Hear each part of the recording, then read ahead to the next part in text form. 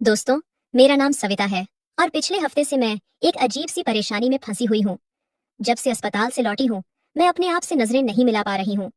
इतनी शर्मिंदगी और बेचैनी मुझे कभी महसूस नहीं हुई थी। मेरे मोहल्ले में रहने वाली मेरी दोस्त अंजलि ने मेरा हाल देखा और तुरंत समझ गई कि कुछ गड़बड़ है। उसने पूछा, क्या हुआ सविता, इतनी परेशान क्यों हो?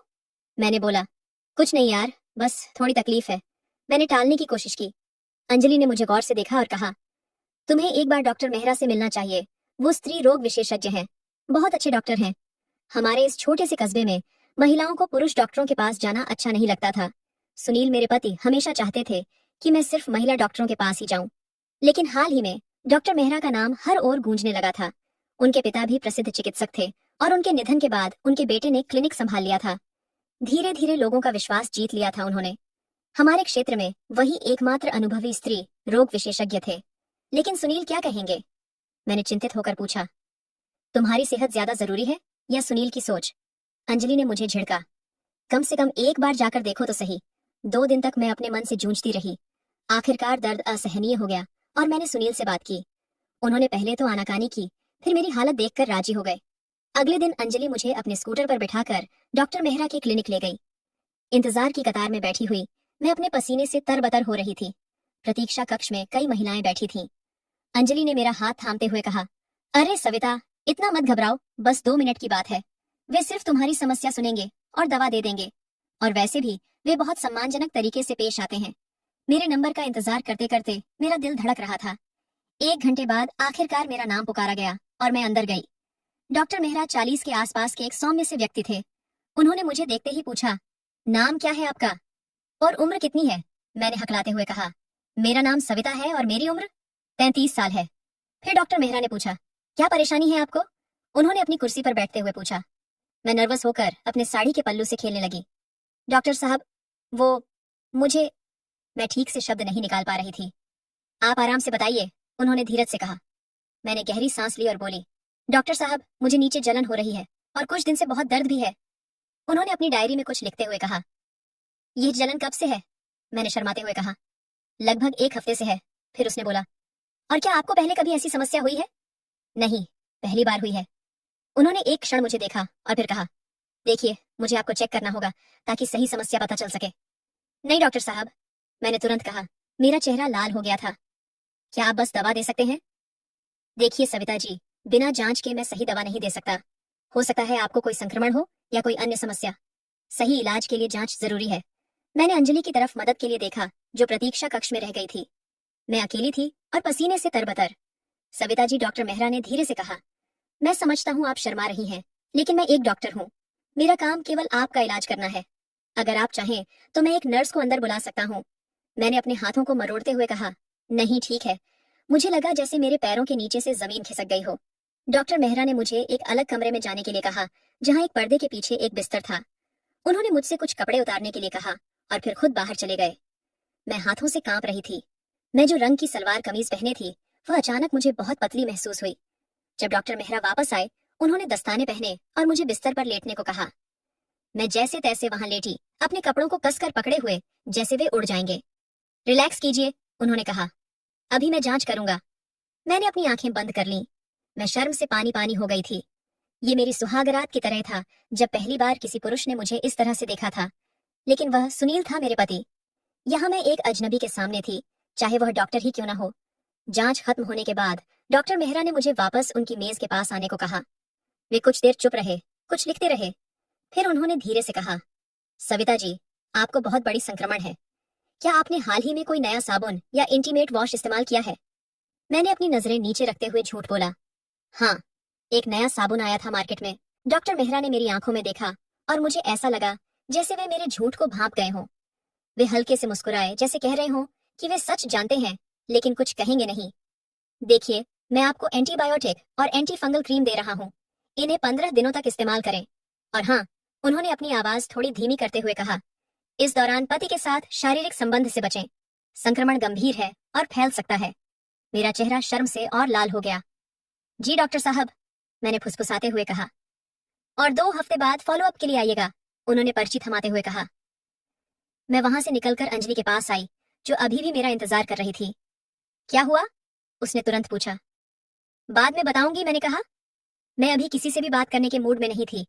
घर पहुंचकर मैंने सुनील को सब कुछ बताया कि मुझे संक्रमण है और हमें कुछ दिनों के लिए दूर रहना होगा। वे समझ गए और मेरी तकलीफ देखकर चिंतित हो गए। 15 दिनों बाद मुझे काफी राहत महसूस हुई थी, लेकिन फॉलोअप के लिए जाना अभी बाकी था। मैंने अंजलि को फोन किया। अंजू, क्या तुम कल मेरे साथ फिर से डॉक्टर मेहरा के पास चलोगी? मेरा फॉलोअप है। अंजू बोली। अरे यार, मुझे माफ करना, मेरी बेटी की परीक्षा है, कल मैं उसे छोड़कर नहीं जा सकती। पर तुम्हें अब क्या डर? तुम तो जानती हो रास्ता, एक बार जा चुकी हो, अब तो आसानी होगी। अगले दिन मैं अकेली ही डॉक्टर मेहरा के क्लिनिक पहुंची। वेटिंग रूम में बैठकर मेरा दिल पहले से कुछ कम धड़क रहा था, पर फिर भी कुछ अजीब सी घबराहट थी। जब मेरा नंबर आया तो मैं अंदर गई। कैसा महसूस कर रही हैं अब? डॉक्टर मेहरा ने अपनी कुर्सी से उठकर पूछा। पहले से बेहतर हूँ, आपकी दवा से काफी आराम मिला है, मैंने कहा। लेकिन कभी कभी अभी भी हल्का दर्द होता है, उन्होंने अपने चश्मे को ठीक करते हुए कहा। एक बार फिर से चेक कर लेते हैं ताकि सुनिश्चित हो जाए कि संक्रमण पूरी तरह ठीक हुआ है या नहीं। इस बार मैं पिछली बार की तुलना में कम शर्मिंदा थी। जब मैं जांच वाले कमरे में गई, वहां एक नर्स भी मौजूद थी। डॉक्टर मेहरा ने आदत के अनुसार दस्ताने पहने। सविता जी, क्या आप तैयार हैं? उन्होंने पूछा। मैंने हल्के से सिर हिलाया। फिर उन्होंने नर्स से कुछ फाइल लाने के लिए कहा, और जैसे ही नर्स कमरे से बाहर निकली, डॉक्टर मेहरा ने धीमे स्वर में कहा, मुझे लगता है मुझे पता है आपकी समस्या किस कारण हुई, लेकिन मैं यह सलाह दूंगा कि आगे से ऐसा न करें। मैं हैरान रह गई। क्या न करूं? मैंने घबरा कर पूछा। आप विवाहित हैं ना? उन्होंने बिना आंखें मिलाए पूछा। एक लंबी चुप्पी छा गई। यहाँ मैं अपनी कहानी में थोड़ा पीछे जाना चाहती हूँ और आपको बताना चाहती हूँ कि मेरी शादी कैसे हुई थी। मैं एक छोटे से गांव से हूँ, जहाँ मेरे पिता छोटी सी खेती करते थे। मुझे पढ़ना बहुत पसंद था, लेकिन 18 साल की उम्र में ही मेरे माता पिता ने मेरी शादी सुनील से करवा दी, जो शहर में एक छोटी सी किराने की दुकान चलाता था। शादी के बाद मैं अपने गांव से इस कस्बे में आ गई। शादी के समय मुझे पति पत्नी के बारे में बहुत कम जानकारी थी। मेरी माँ ने बस इतना ही कहा था कि जो पति कहे वही करना। मुझे यह भी नहीं पता था कि क्या सामान्य है और क्या नहीं। यहाँ आने के बाद मेरी अंजलि से दोस्ती हुई। वह मुझसे 5 साल बड़ी थी और शहर में पली बड़ी थी। एक दिन जब मैं रो रही थी, उसने मुझसे पूछा, क्या बात है? मैंने शर्माते हुए बताया कि सुनील मेरे साथ बहुत जल्दी जल्दी काम निपटा लेते हैं और मुझे कुछ महसूस नहीं होता। अंजलि ने हंसकर कहा, अरे ये तो आम बात है, कई मर्द ऐसे ही होते हैं। फिर उसने मुझे अपने लैपटॉप पर कुछ वीडियो दिखाए जो महिलाओं के लिए थे। मैं चौंक गई। मैंने कभी ऐसा नहीं देखा था। क्या सभी इतना लंबा चलता है? मैंने अविश्वास से पूछा। अंजलि ने हंसकर कहा, लगता है तुम्हारे सुनील तुरंत मेल सेवा देते हैं। इसके बाद अंजलि ने मुझे बहुत कुछ सिखाया कि एक औरत को भी अपने आनंद का अधिकार है, कि शादी में दोनों का सुख महत्वपूर्ण है। धीरे धीरे मुझे समझ में आया कि मैं कितना कुछ मिस कर रही थी। सुनील बस अपना काम खत्म करके सो जाते और मैं जागती रह जाती। एक दिन अंजलि ने मुझे एक महिला पत्रिका दी, जिसमें औरतों के स्वसुख के बारे में लिखा था। उसमें बताया गया था कि जब पति से वह सुख न मिले तो औरतें कैसे खुद को संतुष्ट कर सकती हैं। मुझे इससे एक नई दुनिया का पता चला। अंजलि ने मुझे इंटरनेट पर ऐसी साइट्स भी दिखाई जहां महिलाओं के लिए कुछ खास सामान बिकते थे। शुरू में मुझे अजीब लगा, पर धीरे धीरे मुझे समझ आया कि यह सब बहुत आम है। फिर जब सुनील काम पर होते या रात को जल्दी सो जाते, तो मैं उन तरीकों से खुद को संतुष्ट करने लगी। लेकिन अनुभव की कमी और जल्दबाजी में मैंने ऐसे उपकरण का उपयोग किया जिससे मुझे चोट लग गई, और यही वह संक्रमण का कारण बन गया जिसके लिए मैं डॉक्टर मेहरा के पास गई थी। और अब डॉक्टर मेहरा ने मेरी आंखों में देखकर सब समझ लिया था। सविता जी, उन्होंने धीरे से कहा, ऐसी चीजों का उपयोग करते समय सावधानी बरतनी चाहिए, संक्रमण गंभीर हो सकता है। मैंने शर्म से सिर झुकाकर कहा, डॉक्टर साहब, सच बताऊं तो मैं बहुत परेशान हूँ। डॉक्टर मेहरा ने अपना चश्मा उतारते हुए कहा, मुझे विवरण नहीं सुनना है। मैं समझ सकता हूँ कि आप विवाहित हैं और शायद आपको वह संतुष्टि नहीं मिल रही जो मिलनी चाहिए। मेरा चेहरा लाल हो गया, लेकिन डॉक्टर की समझदारी ने मुझे हिम्मत दी। हाँ बिल्कुल, यही बात है, मैंने कहा। क्या कोई उपाय है? मैं भी दूसरी औरतों की तरह अपने पति के साथ खुशहाल जीवन जीना चाहती हूँ। डॉक्टर मेहरा ने कुछ पल सोचा और फिर कहा, देखिए, ईश्वर सब ठीक करेगा। मैं आपको एक चिकित्सक का कार्ड देता हूँ। आप अपने पति को उनके पास ले जाइए और आप 1 हफ्ते बाद फिर से मेरे पास आइएगा। क्या फिर से आना होगा? मैंने पूछा। हाँ, एक अंतिम जांच के लिए। अभी भी थोड़ा संक्रमण बाकी है। अगली बार मैं आपको एक बेहतर दवा दूंगा। मैं दवा लेकर घर आ गई और डॉक्टर की सलाह पर अमल करना शुरू कर दिया। लेकिन उस दिन से मुझे एक अजीब सी बेचैनी महसूस होने लगी। डॉक्टर मेहरा की उपस्थिति, उनका व्यवहार, और जब उन्होंने मेरा परीक्षण किया तब वह अनुभव, सब कुछ मेरे दिमाग में घूमने लगा। मैं जानती थी कि वह एक डॉक्टर हैं, एक पेशेवर, लेकिन वे भी तो एक इंसान हैं, उन्हें भी तो भावनाएं होती होंगी। उनकी हल्की सी मुस्कान, उनकी आंखें, उनकी आवाज, मैं चाहकर भी उन्हें अपने दिमाग से निकाल नहीं पा रही थी। घर आने के अगले दिन मैंने अंजलि से कहा, अंजू वो डॉक्टर मेरे दिमाग से निकल ही नहीं रहा। और जब उन्होंने मुझे चेक किया तो मैंने मैंने मैं अपनी बात पूरी नहीं कर सकी। अंजलि ने मेरी बात सुनकर पहले तो हंसी, फिर उसकी आंखें चमक उठी। अरे वाह, मामला तो रोचक हो गया। क्या मतलब? मैंने शर्माते हुए पूछा। कुछ नहीं, उसने मुस्कुराते हुए कहा और अपने फोन से एक वीडियो शेयर की। इसे देख लेना, शायद कुछ मदद मिले।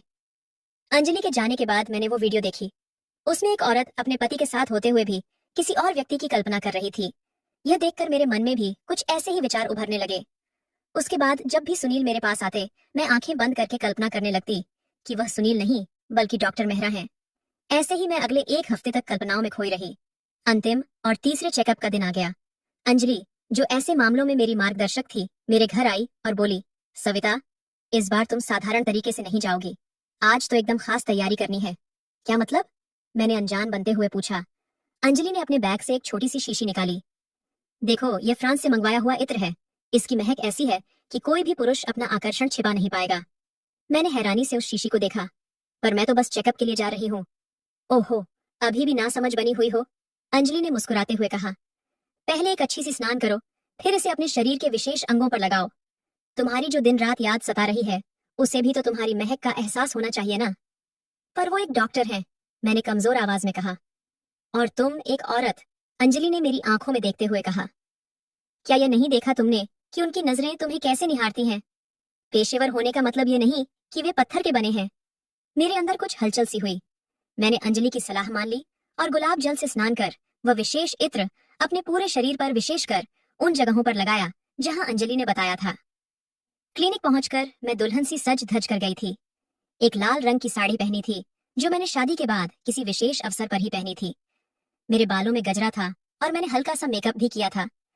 प्रतीक्षा कक्ष में बैठकर मुझे अपने दिल की धड़कनें साफ सुनाई दे रही थीं। इस बार मैं डर से नहीं बल्कि उत्सुकता से बेचैन थी। हर बार जब नर्स किसी मरीज को बुलाती, मेरा दिल धक से हो जाता। आखिरकार मेरा नंबर आया। मैं डॉक्टर मेहरा के कक्ष में प्रवेश की। मुझे देखते ही उनकी आंखों में एक चमक आई जो मैंने पहले कभी नहीं देखी थी। सविता जी, कैसा महसूस कर रही हैं आप? उन्होंने अपनी कुर्सी से उठते हुए पूछा। आपकी दवाओं का चमत्कार है डॉक्टर साहब, मैंने मुस्कुराते हुए कहा। अब मैं बिल्कुल ठीक हूँ।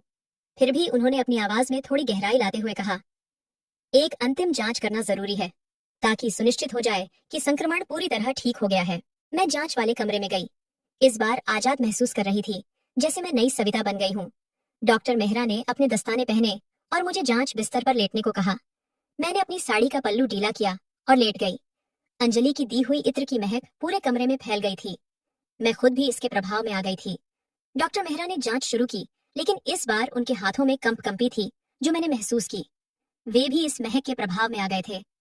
जब उन्होंने मुझे छुआ तो मैंने अपनी आंखें बंद कर लीं और सांस रोक ली। मेरी कल्पनाएं जागृत हो उठीं। इस बार कोई दर्द नहीं था, सिर्फ एक अजीब सा सुखद एहसास। जांच खत्म होने के बाद भी मैं अपनी आंखें बंद किए लेटी रही, जैसे किसी सपने में खोई हुई हूं। सविता जी, डॉक्टर मेहरा की आवाज ने मुझे वापस वास्तविकता में लाया। जांच पूरी हो गई है, आप उठ सकती हैं।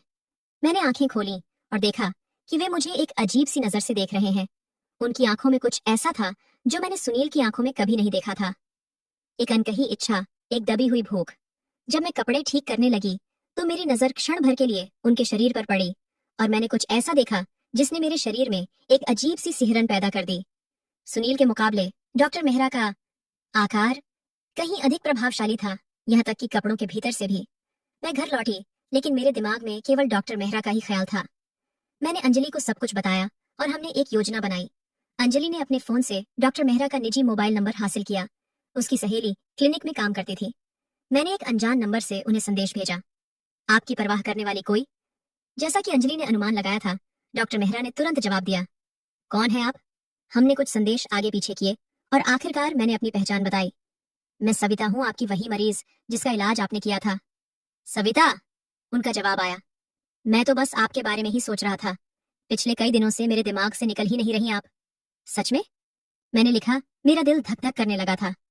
हाँ, जब मुझे पता चला कि आपके पति आपको वह खुशी नहीं दे पा रहे जो आपका अधिकार है, तब से मैं बेचैन हूँ। उनका संदेश पढ़कर मुझे समझ में आया कि डॉक्टर मेहरा की सभ्य और पेशेवर छवि के पीछे एक पूरी तरह अलग व्यक्तित्व छिपा है। अब मैं समझ गई थी कि सुनील में क्या कमी थी और दुनिया में कितने अलग अलग प्रकार के पुरुष हैं। डॉक्टर मेहरा ने मुझसे मिलने की इच्छा जताई। मैंने उन्हें अपनी एक शर्त बताई। हम सिर्फ क्लिनिक में ही मिलेंगे, चेकअप के बहाने। मैं एक विवाहित महिला थी और मैं अपनी प्रतिष्ठा जोखिम में नहीं डाल सकती थी। अगले दिन मैं फिर से चेकअप के बहाने क्लिनिक गई। इस बार मैंने जानबूझकर सबसे आखिर में अपना नंबर लिया, जब तक कि सभी मरीज चले गए और शाम हो गई थी। मुझे पता था कि डॉक्टर मेहरा की नर्स भी आखिरी चेकअप से पहले ही अपने बच्चों के पास जाने के लिए क्लिनिक छोड़ देती थी। जब मैं एकमात्र मरीज बची तो डॉक्टर मेहरा ने क्लिनिक का दरवाजा बंद कर दिया। मैं बेसब्री से उस क्षण का इंतजार कर रही थी। कैसा महसूस कर रही हैं आप? उन्होंने अपने चश्मे को उतारते हुए पूछा। डॉक्टर साहब, सच कहूं तो अभी भी थोड़ा सा दर्द महसूस होता है। मैंने झूठ बोला, क्योंकि वास्तव में मुझे कोई दर्द नहीं था। मैं केवल वह अनुभव फिर से महसूस करना चाहती थी। जब डॉक्टर मेहरा ने मुझे जांचना शुरू किया तो उनका स्पर्श पिछली बार से अलग था, अधिक आत्मीय, अधिक धीमा। मैं अपनी भावनाओं पर नियंत्रण नहीं रख पाई और मेरे मुंह से एक छोटी सी सिसकारी निकल गई। मैंने उनकी उत्तेजना भी महसूस की। वे भी अपने आप को रोक नहीं पा रहे थे। पेशेवर डॉक्टर से वे अचानक एक पुरुष बन गए थे, एक ऐसा पुरुष जो वह सब कुछ जानता था जो सुनील कभी नहीं समझ पाया था। जल्द ही चिकित्सकीय जांच भूल गई और एक नई यात्रा शुरू हुई, एक ऐसी यात्रा जिसे मैंने केवल अपनी कल्पनाओं में ही महसूस किया था। डॉक्टर मेहरा ने मुझे वह सब दिया जो मैंने कभी अनुभव नहीं किया था। सम्मान, देखभाल, धीरज और पूर्ण संतुष्टि। जब सब कुछ खत्म हुआ, मैं एक नई महिला की तरह महसूस कर रही थी। मैंने तय कर लिया कि मैं अब हमेशा डॉक्टर मेहरा के पास जाऊंगी और मैंने मानसिक रूप से सुनील से दूरी बना ली। अंजलि मेरी सलाहकार बनी रही। हर बार वह मुझे नए नए सुझाव देती। ये नया परफ्यूम आजमाओ, ये लिंजरी पहनो, अपने बालों को इस तरह बनाओ। और मैं उसकी हर सलाह का पालन करती, हर बार किसी न किसी स्वास्थ्य समस्या का बहाना बनाकर दिन के अंत में डॉक्टर मेहरा के क्लिनिक में मिलने चली जाती। तो दोस्तों, यह थी आज की कहानी। आपको ये कैसी लगी हमें कमेंट में जरूर बताएं। अगर कहानी पसंद आई तो लाइक करें, शेयर करें और सब्सक्राइब करें। धन्यवाद।